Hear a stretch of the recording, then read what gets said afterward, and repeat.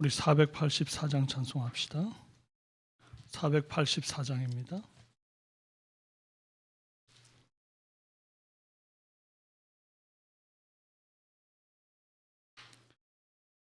내 맘에 주여 소망되소서 함께 찬송합니다.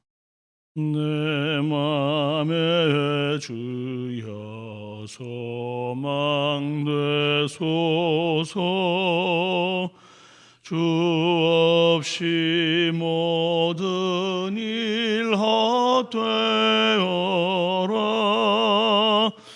밤에나 낮에나 주님 생각,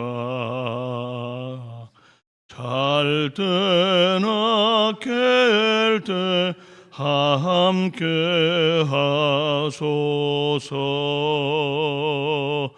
지혜의 주여 말씀으로서 언제나 내 안에 계십소서. 주는 내 아버지 나는 아들. 주 안에 내가 늘 함께하네. 세상의 영광 난 보여도 언제나 주님은 나의 기업. 주님만 내 맘에 계시오니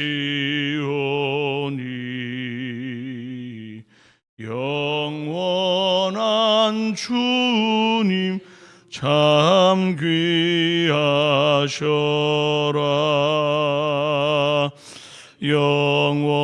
영원한 주님 내 승리의 주. 하늘의 기쁨을 주옵소서.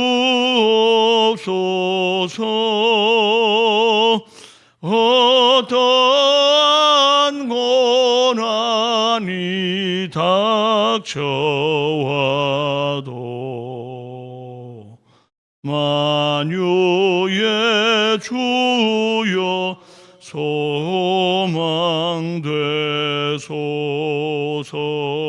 소망되소서. 아멘. 사도신경으로 신앙 고백드립니다. 나는 전능하신 아버지 하나님 천지의 창조주를 믿습니다. 나는 그의 유일하신 아들 우리 주 예수 그리스도를 믿습니다.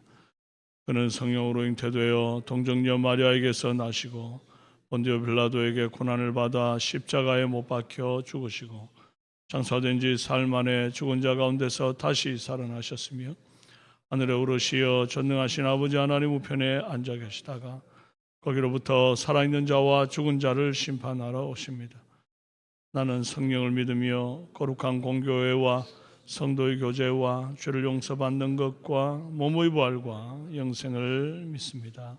아멘. 오늘 우리에게 주시는 하나님의 말씀은 요한복음 6장 16절에서 29절까지 말씀입니다.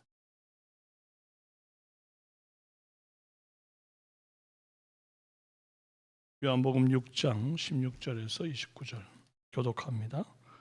저물매 제자들이 바다로 내려가서 어두웠고 예수는 아직 그들에게 오지 아니하셨더니 큰 바람이 불어 파도가 일어나니라. 제자들이 노를 저 12여리쯤 가다가 예수께서 바다 위로 걸어 배에 가까이 오심을 보고 두려워하거늘 이르시되 내니 두려워하지 말라 하신대 이에 기뻐서 배로 영접하니 배는 곧 그들이 가려던 땅에 이르렀더라. 이튿날 바다 건너편에 서 있던 무리가 배 한 척 외에 다른 배가 거기 없는 것과 또 어제 예수께서 제자들과 함께 그 배에 오르지 아니하시고 제자들만 가는 것을 보았더니 그러나 디베랴에서 배들이 주께서 축사하신 후 여럿이 떡 먹던 그곳에 가까이 왔더라. 무리가 거기에 예수도 안 계시고 제자들도 없음을 보고 곧 배들을 타고 예수를 찾으러 가버나움으로 가서 바다 건너편에서 만나 랍비여 언제 여기 오셨나이까 하니 예수께서 대답하여 이르시되 내가 진실로 진실로 너희에게 이르노니 너희가 나를 찾는 것은 표적을 본 까닭이 아니요 떡을 먹고 배부른 까닭이로다. 썩을 양식을 위하여 일하지 말고 영생하도록 있는 양식을 위하여 하라.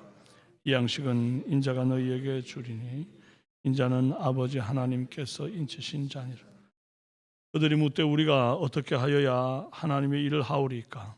예수께서 대답하여 이르시되 하나님께서 보내신 이를 믿는 것이 하나님의 일이니라 하시니. 아멘.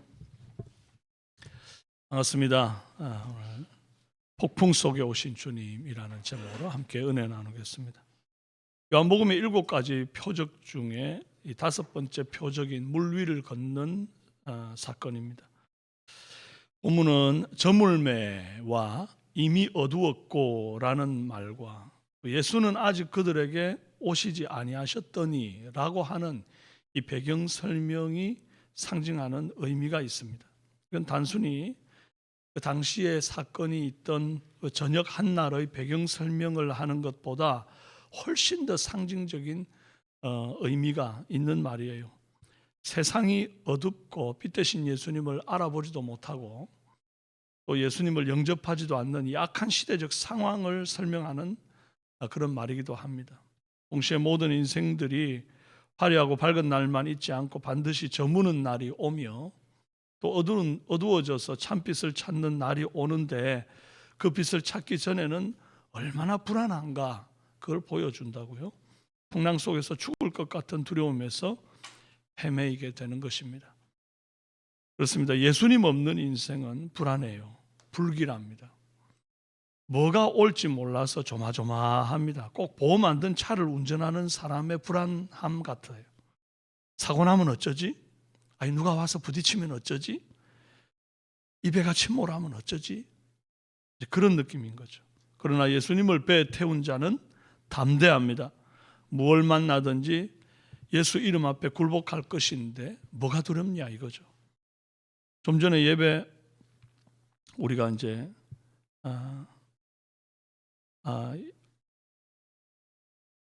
우리가 이제 종종 부르는 찬송에 보면 옥중에 매인 성도나 양심은 자유 얻었네. 우리도 고난 받으면 이제 죽어도 영광되도다. 그런 찬송이 있지요.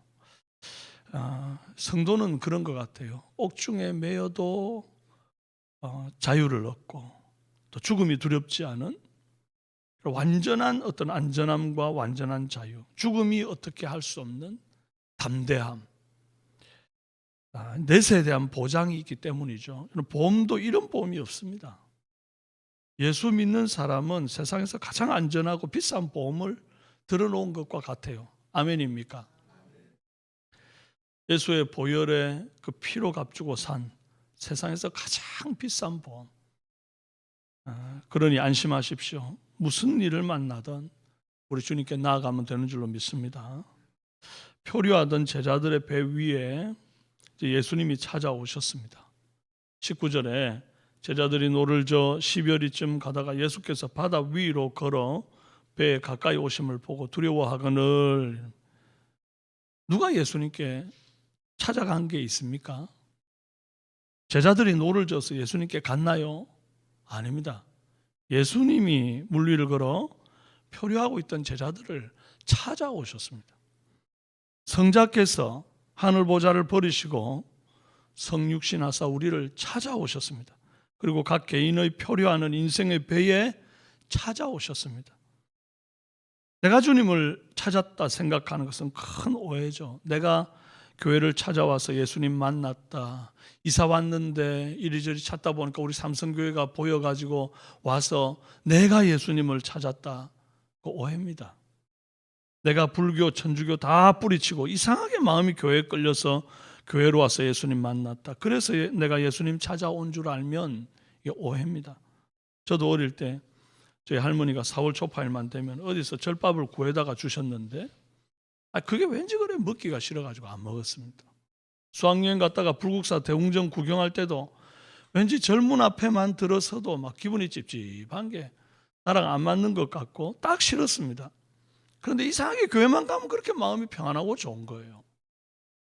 어릴 때 주일학교 다닌 영향인가 싶기도 한데 어쨌거나 처음에 제가 교회로 찾아와서 제 선택으로 예수님을 만났다고 생각했던 때가 있었습니다. 그런데 알고 보니까 다른 데 가면 싫고 교회 가면 평안한 그 마음까지도 주님이 내게 주신 선물이었던 것입니다. 주님이 내게 그 선물 주지 않으면 그런 마음도 없다 이 말입니다. 결국 내가 주님을 찾아온 게 아니라 주님이 나를 찾아온 것이었고 내가 주님을 선택한 것이 아니라 주님이 나를 선택한 것이었습니다. 그래서 우리의 구원은 주님의 부르심, 이 소명으로부터 시작합니다. 주님이 나를 먼저 찾아오시고 내 이름을 불러 중생의 선물을 주신 덕에 예수를 믿을 수 있게 된 줄로 믿으시기를 바랍니다. 이것이 은혜입니다. 세상에는 돈만 있으면 다 된다고 생각하는 사람들이 많이 있습니다. 그런데 지금 갈릴리 호수 워낙 넓어서 이 파도가 치기 때문에 바다라 부르기도 하는데 이곳에서 풍랑을 만나 죽을 힘을 다해 노를 저어보지만 더 이상 앞으로 나아가지 못하고 죽음의 두려움과 공포 가운데 있는 제자들을 보면 돈도 소용없다는 이 한계 앞에 직면하게 되는 것입니다. 어부도 평생 뱃사람으로 살아온 베드로와 요한, 야고보도 야고보의 그 노젓는 기술도 항해 기술도 뭐 어쩌지 못합니다. 돈 세는데 누구보다 탁월했던 세리마태도 어쩔 도리가 없습니다. 돈으로 다 된다고 생각하는 사람, 권력이면, 과학적 지식이면, 명예면, 탄탄한 인맥이면 세상 얼마든지 잘 살 수 있다고 생각하는 사람들도 언젠가는 한계에 부딪힙니다. 인간적으로 무슨 짓을 해도 한 걸음을 더 못 나가는 상황이 될 때에 밤새도록 열심히 쉬지 않고 노졌지만 제자리 걸음인 것 같을 때에 그 한계 상황에서 비로소 겸손을 배울 수 있습니다. 그래서 교만한 인생이 하나님 만나기 전에 반드시 일어나는 현상이 자기 자랑하던 것에서 완전히 꼬꾸라져 추락을 맛보게 되는 것입니다. 그래서 그 잘난 바울, 기세등등해서 누구도 막을 수 없었던 바울이 갑자기 장님이 되어 누군가 붙잡아 주지 않으면 한 치 앞도 걸을 수 없는 상황이 되도록 바닥에 내동댕이 쳐지고 나서야 비로소 하나님 앞에 설 준비가 되는 것과 같아요. 밤이 맞도록 그물질을 했는데 늘 그렇게 그 갈릴리에서 잔뼈가 굵었던 어부들이 밤이 맞도록 그물질을 했는데 한 마리도 못 잡아서 코가 막 석자나 빠지고 자존감이 바닥을 칠 때 그때 예수님 오셔서 만나 주십니다. 내 한계 끝에서 비로소 만나는 예수님은 모든 것이 가능하신 하나님이십니다. 예수님이 수영해서 오셨어도 되죠. 그런데 왜 굳이 물 위를 걸어서 이렇게 제자들에게 오시는 강력한 퍼포먼스를 보여주셨을까요? 자연에 굴복하지 않고 자연재해 위를 밟고 우뚝 서신 이 대자연의 창조자 하나님, 한계가 없으신 전능하신 하나님이 찾아왔으니 주저 말고 모셔드리라는 것입니다. 주님이 배 앞에 딱 서 있습니다. 지금 여전히 풍랑이 치고 있는데도 주님은 그 침몰할 것 같은 배와는 전혀 다른 모습으로 굳건하게 물 위에 서 계십니다. 이렇게 서 있는 예수님을 보고는 가까이 오심을 보고 두려워하거늘 그랬습니다. 자, 예수님이 요동치던 배 앞에 가까이 있습니다. 그러나 여전히 풍랑은 멈추지를 않습니다. 예수님이 가까이 있다고, 예수님이 내 눈에 보인다고 풍랑이 멈추는 게 아니라 이 말입니다. 예수님을 배 위로 모셔드려야만 풍랑이 멈춘다 하는 겁니다. 신약시대 많은 사람들이 예수님 세워놓고 구경했습니다. 바리새인들과 서기관들, 율법사들과 대제사장들도 예수님을 가까이에서 봤습니다. 그러나 예수님을 모셔드리지 않았기 때문에 예수님과 그들은 상관이 없었습니다. 그들은 예수님을 죽이고자 했을 뿐이에요. 그러나 예수님을 모셔드리면 구원을 얻는 줄로 믿습니다. 우리는 예수님을 문 밖에 세워두지 않고 문을 활짝 열고 모셔드린 사람입니다. 예수님을 영접한 사람입니다. 아멘입니까? 문제는 주님과 함께 있는데도 바보같이 여전히 겁을 내는 사람들이 있다는 거예요.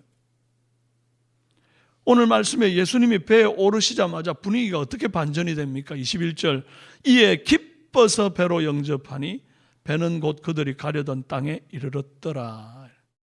예수님을 모시자마자 기쁨이 차오릅니다. 그 앞에까지만 해도 막 죽을 것 같은 두려움이었습니다. 예수님을 영접하면 기쁨이 차오릅니다. 곧 목표를 이룹니다. 이거예요. 그 가려던 땅에 이르렀더라. 예수님을 모시니까 곧 목표를 또 이룹니다. 이거예요. 예수님을 영접했고 주님이 함께 계심을 믿는 자는 기쁨이 차오르고 곧 소망의 항구에 이를 것을 믿고 여유만만합니다. 그런데 여러분, 왜 예수님이 지금 나와 함께 계신데도 두려워하고 조급하고 불안합니까? 시선을 주님께 향하고 있지 않기 때문일 겁니다. 예수님이 배에 올랐는데도 시선을 예수님께 향하지 않고 풍랑을 보고 있기 때문에 여전히 두려운 거 아닐까 싶습니다. 여러분, 모든 시선을 우리 주님께 향하십시오. 그런 저와 여러분 되기를 바랍니다. 세상 사람들은 눈치가 빠릅니다. 이제 다음 날 예수님이 오병이어로 배불려 주셨던 곳에 그때 이제 사람들이 막 다시 모여요. 왜 모였을까요? 예수님이 떡 주신 곳으로 사람들이 모인 이유가 뭐겠습니까? 또 뭐 얻어먹으려고. 우리의 굶주림을 해결해 주시는 예수님을 추앙해서 정계로 내보내가지고 왕이 되게 할 작정입니다. 그래서 이 땅에 사는 날 동안 계속적으로 예수님 덕을 좀 보고 싶은 거예요. 예수님 덕 보려면 예수님이 왕이 돼가지고 먹을 것을 입을 것을 해결해 줘야 됩니다. 그런데 그렇게 예수님을 왕 세우려고 와보니까 예수님이 없는 겁니다. 그들은 바다 건너편 마을로 다시 배를 타고 예수님 찾아갑니다. 대단한 열정입니다. 그런데 이 열정적인 무리들을 향해서 예수님 말씀합니다. 너희들 참 믿음 좋구나. 너희들 정말 나를 사랑하는구나 라고 말하지를 않습니다. 26절입니다. 너희가 나를 찾는 것은 표적을 본 까닭이 아니요 떡을 먹고 배부른 까닭이로다. 예수님은 우리의 마음 중심을 다 간파하고 있습니다. 예수님은 오병이어 기적 사건을 두 가지 의미로 양분해서 표현했습니다. 먼저 표적을 본 까닭에 예수님을 찾는 것과 떡을 먹고 배부른 까닭으로 찾는 것, 이렇게 양분했어요. 표적을 본 까닭에 예수님을 찾는 자는 오병이어 사건으로 예수님을 하나님 아들 메시아로 알아보고는 주님의 말씀과 뜻을 구하기 위해 모이는 자일 것입니다. 그러나 떡을 먹고 배부른 까닭으로 모인 자는 똑같은 오병이어 사건을 보고 기근도 해결해 주시는 우리의 해결사, 먹을 거 주시는 분, 예수님 곁에만 있으면 늘 콩고물이 떨어지고 언제든지 내가 뭔가를 얻는, 이익을 얻는 그런 분, 로마의 압제에서 구원해 줄, 자유를 줄 왕, 그렇게 보는 겁니다. 그래서 이 땅에서 지금보다 날 더 잘 살게 해주실 분으로 여기고 모시려고 하는 겁니다. 주님은 그들을 향해서 27절에 이렇게 말합니다. 썩을 양식을 위해 일하지 말고 영생하도록 있는 양식을 위하여 하라. 그리고는 29절에 하나님의 일은 하나님이 보내신 일을 믿는 것이라 그렇게 말했습니다. 옳습니다. 오늘 우리가 이 땅에서 가장 시급하고 가장 중요하게 해야 할 일은 예수님을 믿는 일입니다. 예수님을 어떤 분으로 믿느냐? 예수님이 나의 인생에 내 이 땅 사는 날 동안 인생에 유익을 줄 뿐, 기도하면 응답을 막 줘가지고 온갖 간증으로 막 충만하고, 그래서 내가 예수 믿기를 참 잘했구나, 그래서 내가 이 땅에 이렇게 좀 복을 누리고 사는구나, 이 땅의 복에만 관심이 있고, 그런 예수님으로 믿으면 뭔가 좀 잘못 믿고 있는 겁니다. 예수님 믿는 것이 하나님의 일이기는 하나, 어떤 분으로 믿어야 합니까? 영생하도록 있는 양식, 이 땅에서가 아니라 이 땅에서 복을 얻는 것, 이 땅에서 영생하는 것, 그것보다 더 좋은 하늘의 영광, 하늘의 영생을 허락하신 그 예수님인 줄로 믿는 것, 이게 더 중요한 겁니다. 예수 믿고 영생이 얻는 이 중요한 일이 해결되지 못하면 아무리 이 땅에서 오병이어가 아니라 산의 진미로 평생 배를 채워도 정작 가장 중요한 것을 놓치고 사는 것입니다. 새벽 기도에 나오신 여러분들, 가장 중요한 일을 끝내놓고 다른 일을 하고 있는 사람들인 줄로 믿습니다. 그게 뭡니까? 가장 중요한 일, 천국 가는 일입니다. 여러분, 우리는 그 일이 끝났습니다. 그렇기 때문에 여유만만하게 좀 사시기를 바랍니다. 아등바등 사는 세상 사람들과 구별되기를 바랍니다. 내일 일은 내일 염려하게 하라. 한날 괴로움은 그날의 족하다. 어떤 사람이 이런 믿음으로 살아가는가? 이 내세가 확보된 사람, 그 믿음이 굳건한 사람, 그 사람은 땅의 것에 집착하지 않습니다. 근데 어떤 사람들은 정말 교회 다니면서 자꾸 내세, 어떻게 되는지도 모르는 죽은 이후의 삶에 대해서 얘기하는 그 종교적인 집착, 그게 잘못되었다 이렇게 얘기하는 분들이 있습니다. 그래서 내 마음을 어떻게 다스려서 지금 어떻게 잘 살아가는가가 중요할 뿐이다, 그렇게 말하는 사람들이 있는데 어리석은 겁니다.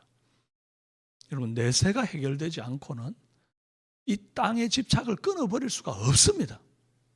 그러므로 저와 여러분은 예수 그리스도, 하늘의 양식이면서 동시에 영생하도록 있는 그 양식, 이게 우리에게 이미 있고, 이 영생의 주님을 이미 모셔드린 우리는 내세가 해결되었으므로, 영원한 생명이 보장되었으므로, 이 땅에 사는 날 잠깐 나그네처럼 살다가 다 놓고 갈 이 땅에 너무 집착하지 말고, 이 땅의 것에 너무 연연하지 말고, 주신 것에 감사하며 먹는 만큼 배불리고 그리 살다가 주께서 오라 하실 때 언제든지 홀가분하게 다 놓고 갈 수 있는 그런 저와 여러분 다 되실 수 있기를 주님의 이름으로 축원합니다.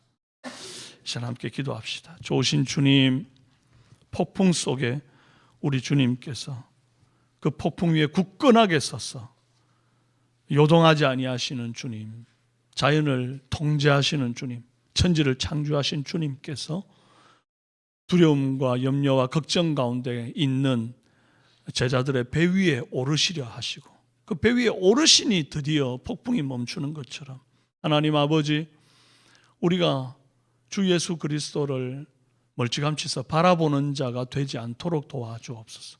예수님을 구경하는 자가 되지 않도록 도와주시옵소서. 이 자리에 있는 모든 우리 사랑하는 성도들, 영상으로 예배하는 모든 성도들이 이미 예수님을 영접한 줄로 믿습니다. 영원한 생명의 주님, 이 떡을 먹으면 죽지 아니하리라 한 그 생명의 떡을 우리가 먹었사오니 이 땅에서도 하늘을 누리며 살고, 또 이 땅에서 코끝에 호흡 떨어져도 영생을 누리며 살 믿음의 사람들이 다 되어지도록 붙잡아 주시옵소서. 표류하는 인생들에게 참된 평강을 주신 주님께서 오늘 사랑하는 모든 성도들의 인생에 안전한 피할 바위, 산성, 그 그늘 아래 쉬는 생명과 안전함을 보장하시는 그런 주님 되시옵소서. 감사하고 예수님의 이름으로 기도합니다. 아멘.